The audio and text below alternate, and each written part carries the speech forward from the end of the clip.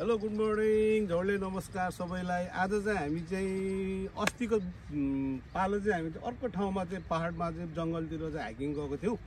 आज चाहिँ हाम्रो घरको छेउको हाइकिङमा चाहिँ जङ्गलमा जाँदैछौँ र हाम्रो चाहिँ टाइम टेबल त्यही हो। एभ्री सन्डे चाहिँ हाम्रो चाहिँ हाइकिङ हुन्छ विभिन्न ठाउँमा होइन।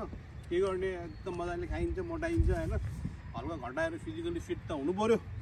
त्यही भएर एभ्री सन्डे चाहिँ हामी चाहिँ हाइकिङ जान्छौँ होइन। तपाईँहरू पनि जान चाहनुहुन्छ भने कन्ट्याक्ट गर्नु सक्नुहुन्छ। आजको हाम्रो गन्तव्य चाहिँ त्यो माथि डाँडामा लगभग 1 आवर्स 45 मिनट देखाएको छ। त्यो डाँडामा चाहिँ आज हामी हाइकिङ जाँदैछौँ। बाटोतिर फेरि अस्तिकोमा चाहिँ बाटोतिर पानीहरू अनि भेन्डर मेसिनहरू थियो, आज चाहिँ छैन। त्यही भएर चाहिँ हामीले आफ्नो बारीबाट चाहिँ सुन्तला हालेको छौँ। उतै बारीबाट मजाले टिपेर सुन्तला हालेको छौँ। त्यो देखाइदिनु त, मजाले सुन्तला टिपेर त हालेको छौँ। यहाँ खाजा हालेको छौँ। अब हाम्रो हाइकिङ सुरु हुँदैछ है गाइस। हाम्रो हाइकिङमा चाहिँ जोइन भएको 2 जना ब्युटिफुल लेडिजहरू पनि चाहिँ विथ अस है। हामीसँग हाइकिङ जाँदैछौँ। 3 जना छौँ आज हामी। अब हामी 3 जना छौँ होइन। अब हाम्रो गन्तव्य चाहिँ 100 जनाको टार्गेट छ। तपाईँहरू बिस्तारै जोडिँदै गर्नु होला। बल्ल त सेकेन्ड विक्स हुँदैछ हाम्रो, दोस्रो हप्ता। पहिला बुढाबुढीबाट स्टार्ट गरेको, अहिले 1 जना तोरी पनि थपिएको छ। तपाईँहरू पनि थपिनु सक्नुहुन्छ है। यी सब हाम्रो हाइकिङ गर्ने ठाउँ यिनीहरू हो। अहिले चाहिँ एटम सुरु भइरहेको छ होइन। बवाल भइरहेको जङ्गल हाइकिङ चाहिँ बवाल हुन्छ। दिस वे अब चाहिँ हामी यहाँबाट सारा जाँदैछौँ। तपाईँहरूलाई कतिलाई थाहा छ होला, कतिलाई थाहा नहोला होइन। जापानवासीलाई त धेरैलाई थाहा छ। जापानमा चाहिँ सुन्तला चाहिँ बारीतिर रोप्छ कि यस्तो के अरे पहाडतिर। पहिल्यै अब सुरु भयो हाम्रो चाहिँ यात्रा हाइकिङ।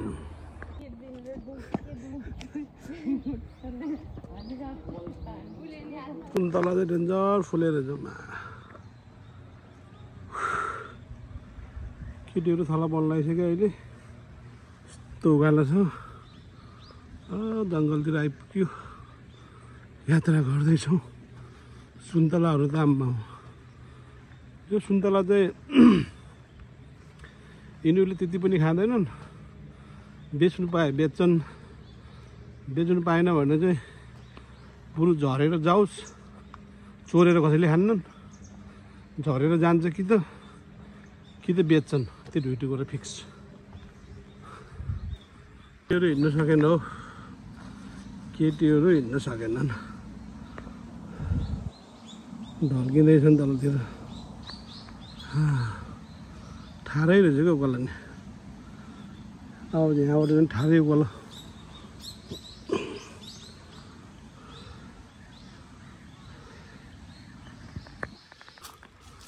बाँसको जान्छ। केटीहरू निकै हिँडिरहेको छ है। तलको केटी चाहिँ उता हल्लालेको अलि अल्छी रहेछ। हिँड्ने भनेको उसले हो। मोटाइ हल्का घट्छु भन्दै थियो। हिँड्नै सक्दैन त अनि कहाँबाट घटिन्छ अनि।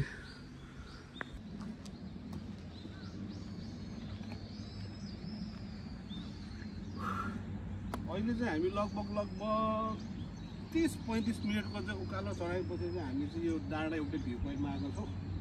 अहिले लगभग यो चाहिँ 1500-1600 मिटरको उचाइमा आइपुगेको छौँ। हल्का कहिले अब हाइकिङ गरेको बरु 2 हप्ता भयो। हल्का रमाइलो पनि भइरहेको छ, हल्का थकित पनि भइरहेको छ। त्यो चाहिँ ओआदा भन्ने ठाउँ हो। त्यो ठाउँबाट चाहिँ हामी चाहिँ माथि क्लाइम्ब गर्दैछौँ। रमाइलो भइरहेको छ। तपाईँहरू पनि चाहिँ जस हाइकिङ गर्न सक्नुहुन्छ भने चाहिँ जस्ट जोइन अस एभ्री सन्डे।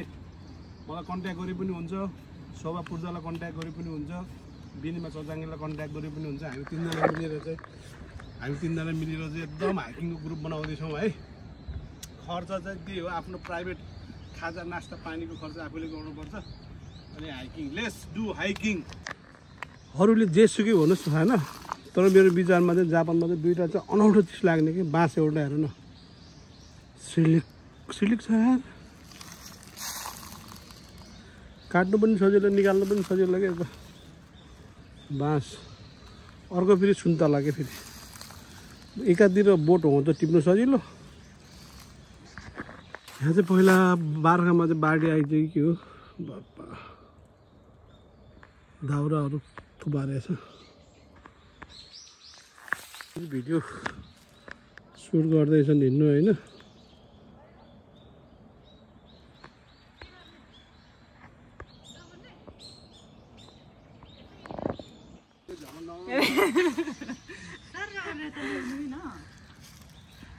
अहिले चाहिँ हामी चाहिँ लगभग आधा उतिमा आइपुगेका छौँ।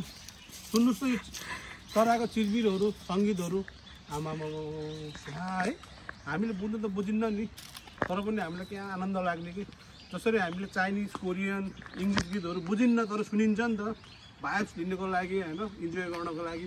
त्यस्तै यिनीहरूको पनि आवाज पनि त्यस्तै, यिनीहरू पनि गीत गाइरहेको छ नि त, हामीले बुझ्दैनौँ तर पनि हामीले क्या आनन्दसँग सुनिरहेको छौँ। द्याट्स द फिल अफ एकदम रमाइलो भइरहेको छ। अब हामी चाहिँ लगभग हाम्रो आखिर गन्तव्यतिर आइपुग्नु लागेको छौँ। थकित त भइएछ तर रमाइलो प्लस खुसी ह्याप्पी इन्जोय भइरहेको छ है। इन्जोय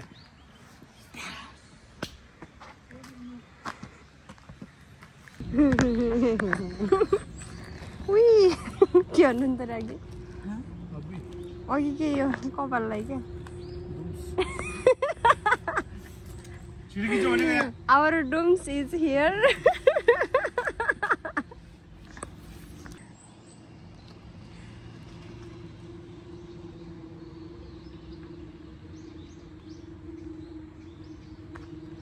अहिले चाहिँ हामी चाहिँ लगभग 80-85% को हाराहारीमा आइपुगेका छौँ।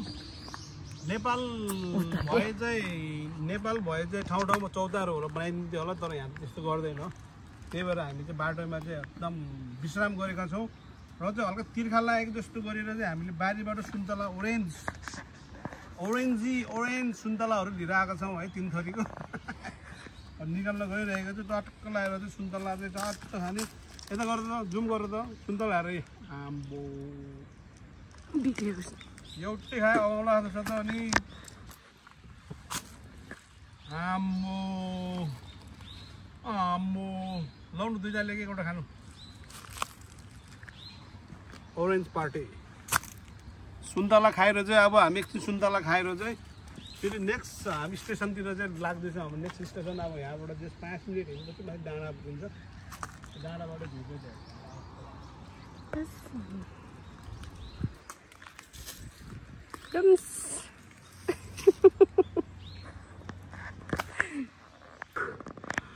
अर्को कुरो चाहिँ जापानमा के अनौठो लाग्छ भनेपछि सुन्तलाको बोट हेर न, एकदम होचो हुने होइन, टिप्नु पनि सजिलो हुने, अनि सुन्तलाको भित्र फेरि चाहिँ गेडा नहुने के।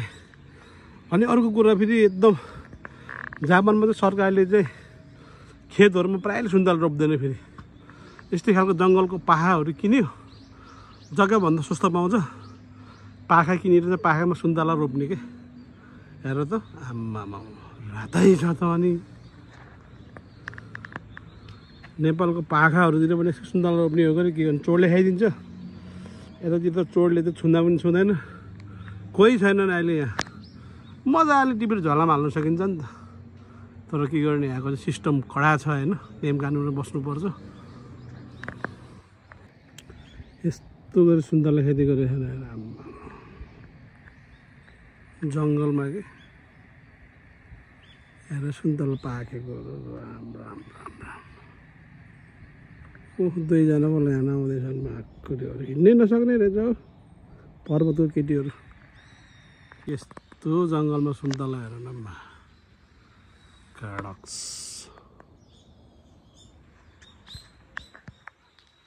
त्यो चाहिँ पहाडतिर चाहिँ उकोल्ने चाहिँ एउटा चाहिँ जो यातायातको साधन के, सुन्तलाहरू टिपेर चाहिँ यहाँबाट चाहिँ तल चाहिँ झार्ने।